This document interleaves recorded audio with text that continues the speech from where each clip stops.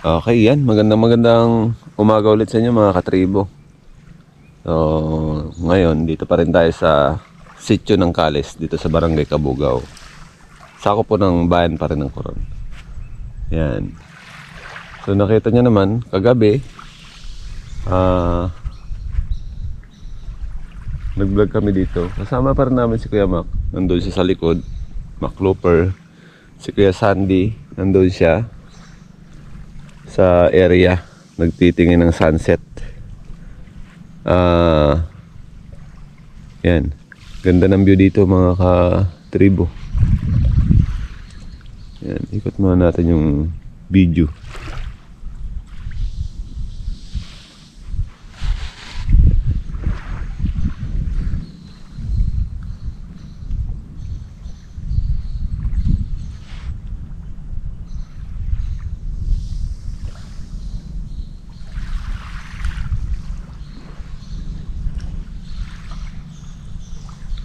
Ganda ng area dito mga katribo.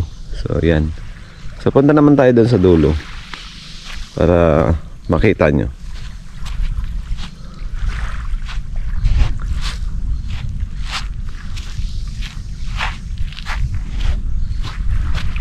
Gaya ng dati, gaya sa mga nauna kong vlog, nakikita nyo naman siguro kung napanood po ninyo yung mga una kong vlog. Napakaganda po yung rock formation dito ng mga bato. Yan.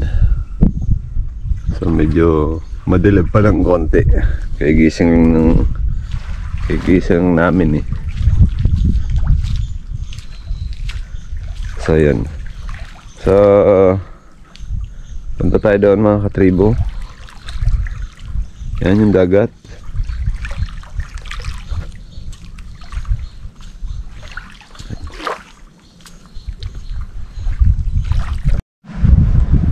Okay, yan mga katribo.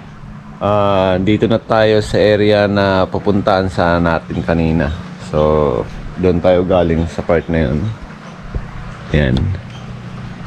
Doon tayo galing kanina. Then, umikot tayo papunta dito. Dito na yung pinakadulo. Kales Point. So, yan. So yung mga butas-butas na yan mga katribo, yan yung part na yan. Ito. At saka yun. Yan. Diyan pupugad yung mga bird nets, mga balin sa sayaw. Saka doon sa taas, yung mga itim na yun na butas na yun. Yan. So diyan na kukuha yung mga pugad ng balin sa sayaw. Diyan sila naglalagay ng kanilang pugad. Ang ganda dito mga katribo. Ang ganda yung spot. Yan. So sunset ngayon medyo paliwanag, kaya lang natatakpan ng bundok yung yung araw. So yan naman yung harap na yan, dyan na parte is yung barangay proper ng Barangay Kabugao. Yan, doon sa tapat na yan. So umikot lang kami papunta dito. Okay. Medyo pag naglalakad ka nga lang dito eh medyo masakit sa paa kung nakapaa. Kaya dapat lagi nakatsinelas. Kasi matatalim yung bato dito. Matutulis. Hindi ako nagpunta dito.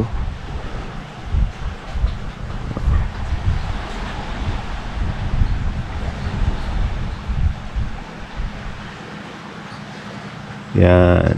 Ganda ng spot dito mga katribo.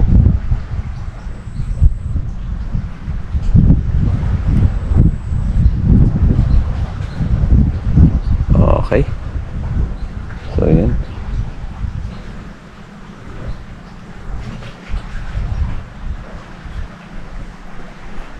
Okay, yan. Dito na ulit tayo sa taas mga katribo.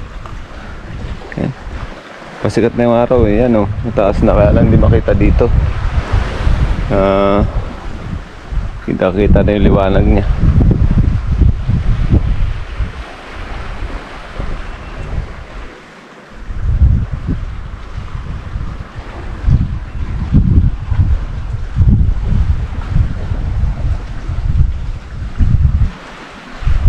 Yung si Kalibot Pinas nandoon nandun sa dulo busy mag picture. Sinasamantala niya yung pagkakataon din.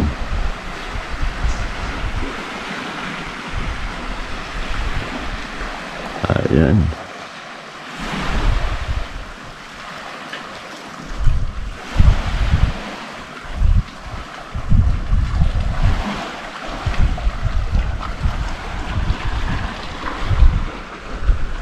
Ito yung mga sekretong lugar na hindi napupuntahan ng mga turista. Maliban dahil sa malayo at maliban doon sa weather condition na rin ng lugar. Kasi pag amihan season, malaki pa yung alon dito sa lugar. Kagaya po dyan sa lugar na yan. So napakalalaki yung alon dito. Kaya halos hindi mapuntahan ng mga bangka rin na pwedeng pumunta dito. So kaya bibihira lang may nakakapunta dito kung hindi talaga isasadya na ipasyal. At saka maliban doon, hindi pa rin talaga ito open sa public yung lugar. Pero magandang pasyalan at magandang puntahan.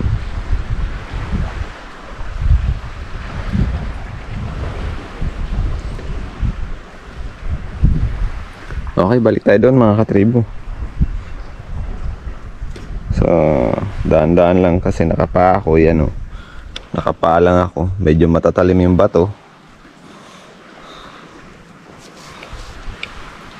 Yan. Matatalim po yung bato dito. Kakaiba. So, balik tayo doon. Medyo mahirap lang yung daan. Papunta dito. Pinuntahan ko lang para makita nyo yung view ng lugar. Ayan. So kita nyo naman yan yung dinadaanan namin punta dito. Ito matatalim yung bato. Sa baba niyan yan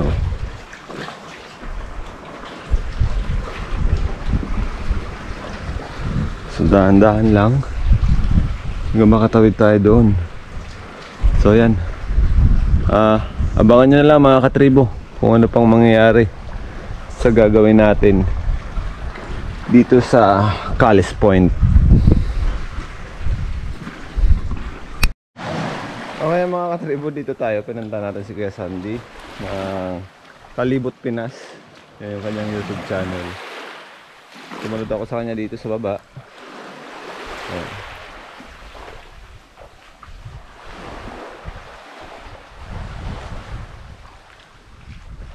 Ayan. Ayan bundok ganda. Si Kuya Sandy busy mag picture tsaka kumuha ng video. Ganda kasi ng spot ng area.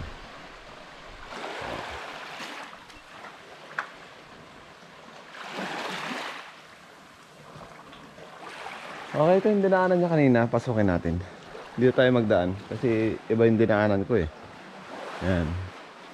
Kala ko kanina walang daanan kasi medyo mataas. So ito pala meron.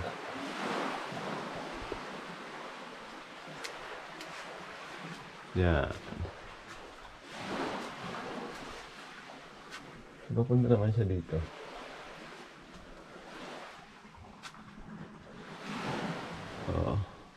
Diba? Mga sikretong daanan.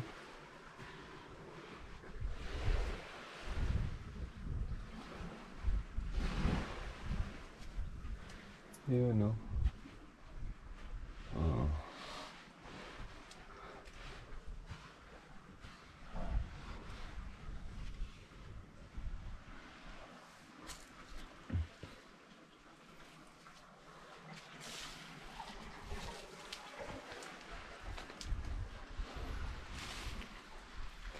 Yan na tayo nagdaan kanina.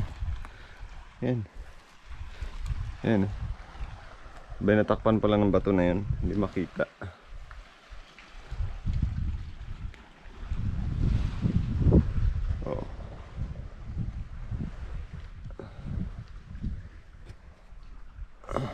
tayo doon sa unahan. Okay mga katribo, doon tayo galing kanina sa part na yun. Umiikot naman tayo, pabalik ulit dito. Yan. At babalik na tayo doon sa pinanggalingan natin kanina. So pinatay ko lang kasi medyo delikado yung bato. So, delikado maglakad dahil nga matutulis yung bato. Yan.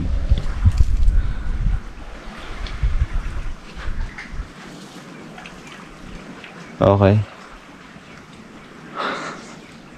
Balik tayo dun.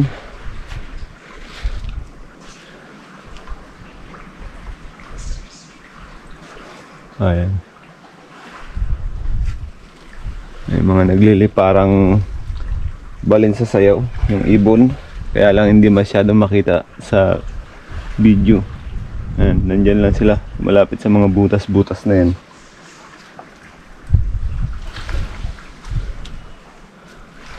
Okay.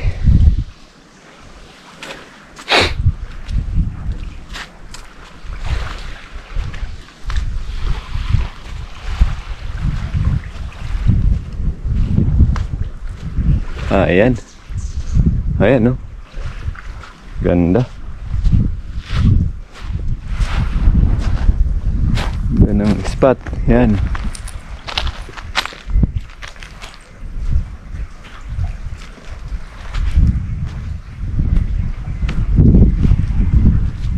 Gusto kong ikot-ikot yung camera para kahit pa paano hindi mo malaman kayo dito.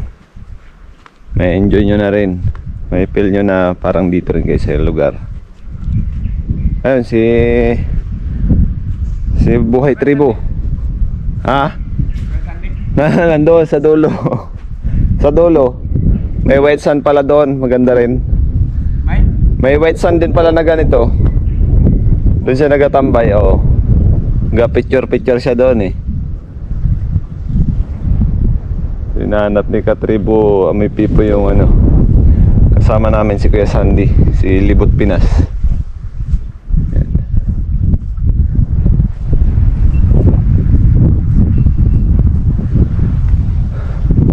Punta ka doon? Ganda doon? Dapat nagdala ka. Ay, may chinilas ka? Wala. Sakit sa paa?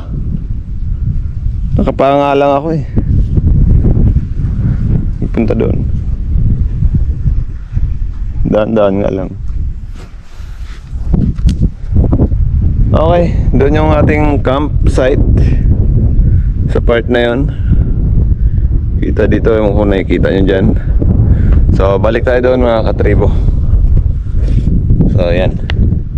So abang-abang lang ulit sa mga susunod pong mga gagawin namin dito ulit sa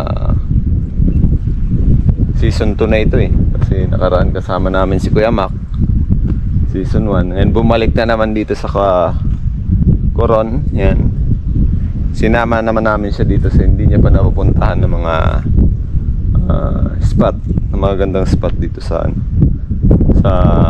barangay ng Kabugaw, dito sa Coron Island. So yan lang muna mga katribo. Kita-kita tayo sa mga susunod na video namin. So sana nag-enjoy kayo sa panonood. So yan lang po. Maraming salamat po. At syempre kung napanood nyo po yung aking channel ay kung di pa kayo nakapag-subscribe, mag-subscribe na rin po kayo. At paki-like and share na rin po. So yan lang po. Maraming salamat po. God bless po sa inyong lahat.